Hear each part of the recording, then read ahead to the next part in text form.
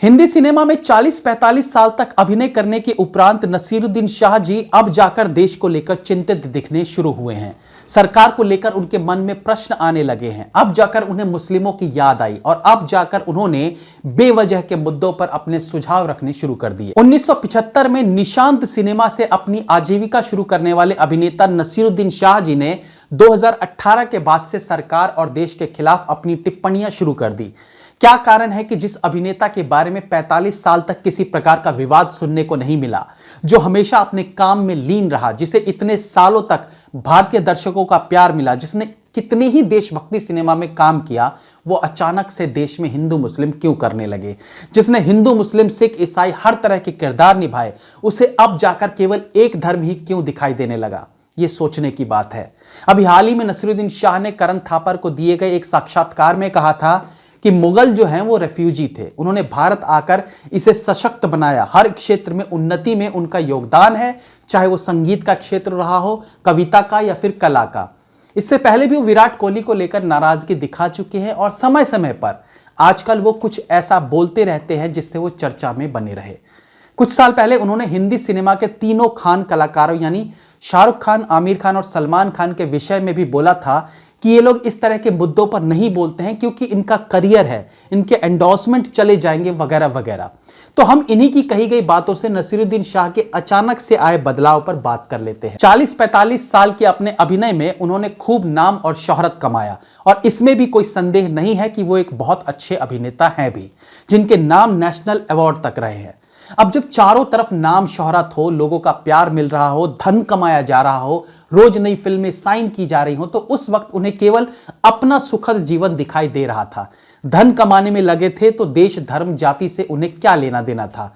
अगर उस वक्त भी उनके मन में अपने देश के अच्छे के लिए या सरकार की कुछ नीतियों के खिलाफ बोलने का मन होता तो भी वो नहीं बोलते। क्यों नहीं बोलते? यहां वही बात आ जाती है जो उन्होंने तीनों खान के लिए बोला था। लोग उनसे नाराज हो जाते, एंडोर्समेंट नहीं मिलते, फिल्में नहीं चलती। लेकिन 2018 तक लगातार फिल्में करने वाले नसीरुद्दीन शाह जी को अब दिखा कि भाई अब फिल्म मिल नहीं रही है, उम्र भी हो चुकी है, पैसा नाम शोहरत सब कमा लिया गया है, तो अब जो है चर्चा में कैसे रहा जाए। तो उन्होंने अब देश धर्म को लेकर समस्याएं ढूंढनी शुरू कर दी। तो पता चला वो खुद मुस्लिम है, तो टॉपिक ढूंढने की क्या जरूरत है? मुस्लिम हूं तो ये अपने आप में एक टॉपिक है। और 2018 के बाद उन्होंने पब्लिकली बोलना शुरू कर दिया।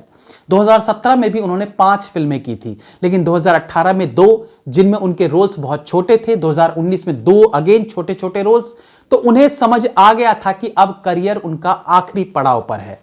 जिस प्रकार से नवजोत सिंह सिद्धू अपने पूरे क्रिकेट करियर में गूंगे बने रहे और क्रिकेट खत्म होने के बाद उन्हें चुप कराना मुश्किल हो गया क्योंकि पैसा कमा चुके, शोहरत कमा चुके, अब अगर अपने बयानों से कोई विचलित हो भी जाए तो इन पे कोई फर्क नहीं पड़ने वाला। तो इसलिए करियर के इस पड़ाव पर आकर नसीर साहब भी यही सब करने लगे हैं। अब असल जो बात आती है कि क्या तीनों खान्स जो समय समय पर अपना एंटी इंडियन रूप दिखाते रहते हैं, जो किसी से छुपा नहीं है, अभी करियर के पीक समय में जब आमिर खान कहते हैं कि उन्हें और उनकी वाइफ को भारत में डर लगता है, शाहरुख खान देश में इंटॉलरेंस जैसा एक नया नाम लाते हैं, तो ये संकेत तो नहीं है कि जब ये सब अभिनेता नसीरुद्दीन शाह वाली स्थिति में आएंगे, जब इनका करियर समाप्त हो चुका होगा, तो ये सब भी इन्हीं की राह पर चलेंगे और देश और धर्म पर ज्ञान देंगे।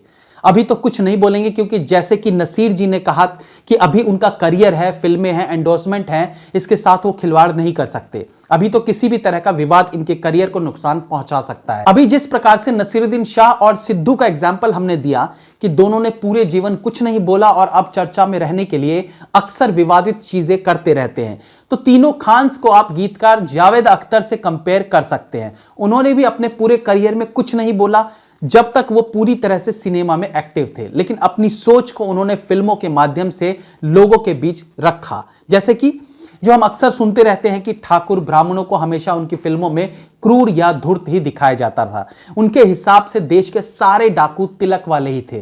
तो ये साइलेंट प्रोपेगेंडा उनका चलता रहा और करियर समाप्ति के बाद अब आप देख ही रहे हैं कि वो अब खुलकर अपनी मंशा को सबके सामने रखते हैं। यही चीज आमिर खान में भी देख सकते हैं। सत्यमेव जयते जैसे शो में वो हिंदुओं की सारी कुरीतियों को रखते हैं, उन पर चर्चा करते हैं, उन पर दुखी होते हैं, लेकिन कभी 3 तलाक जैसी प्रथा को सामने नहीं लाए, कभी हलाला जैसी प्रथा पर चर्चा नहीं की। पीके जैसी फिल्म में कॉमेडी के नाम पर भगवान का मजाक बनाते रहे, लेकिन खुल के कुछ नहीं बोले, बस इनकी मंशा इनकी फिल्मों में दिखती रही।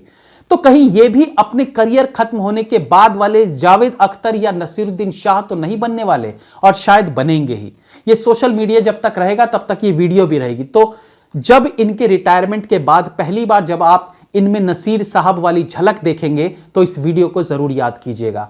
हालांकि इन प्रसिद्ध हस्तियों को यह सोचना चाहिए कि इनके पूरे जीवन में नाम, शोहरत, पैसा सब कुछ भारत देश के कारण मिला, यहाँ के नागरिकों के कारण मिला, जिसमें मेजॉरिटी कौन थे वो ये भी जानते हैं। उसके बाद भी ये हमेशा उन्हीं लोगों की खिलाफत करते हैं जिन्होंने इन्हें इस ऊंचाई तक पहुंचाया। इससे भी ज्यादा अचंभा तब होता है जब करियर के इस ऊंचाई पर आमिर खान जैसे कलाकार इनडायरेक्टली अपनी सोच, अपना एजेंडा सामने लाते रहते हैं और फिर भी इनके मान सम्मान में कोई कमी नहीं आई। जिनकी ये बेइज्जती करते हैं उनका ही भरपूर प्यार इन्हें अब भी मिल रहा है। चलिए अब ज्यादा क्या बोले, नसीरुद्दीन शाह जी जब तक बिजी थे सब कुछ अच्छा था देश में, जहां फ्री हुए, जहां उनका दिमाग खाली हुआ, बस शैतान ने घर कर लिया। इसलिए कहते हैं खाली दिमाग शैतान का घर होता है। जय हिंद, वंदे मातरम।